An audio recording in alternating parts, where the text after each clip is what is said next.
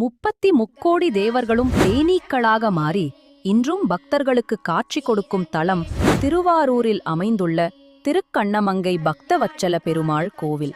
கல்யாணம் ஆக வேண்டும் என்றாலும், வேலை பார்க்கும் இடத்தில் பதவி உயர்வு வேண்டும் என்றாலும் நீங்கள் பார்க்க வேண்டிய கோவில் இது. பார்க்கடலை கடைந்த போது மாலையுடன் வந்த லக்ஷ்மி தேவி முக்கோடி தேவர்களுக்கு முன்னாள் பெருமாளுக்கு மாலையிட வெட்கப்பட்டாள். இதனால் தனிமையில் ஒரு இடம் தேடி இங்கு தவம் செய்து பெருமாளை வரவழைத்து திருமணம் செய்து கொண்டாள். பெருமாளையும் தாயாரையும் திருமணக் கோலத்தில் காண வேண்டி தேவர்கள் தேனீக்களாக வடிவம் எடுத்து தரிசனம் செய்தனர்.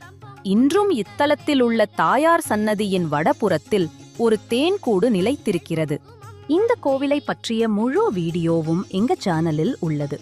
ஆன்மீகம் மற்றும் வரலாற்று தகவல்களுக்கு எங்கள் சேனலை சப்ஸ்கிரைப் பண்ணுங்க.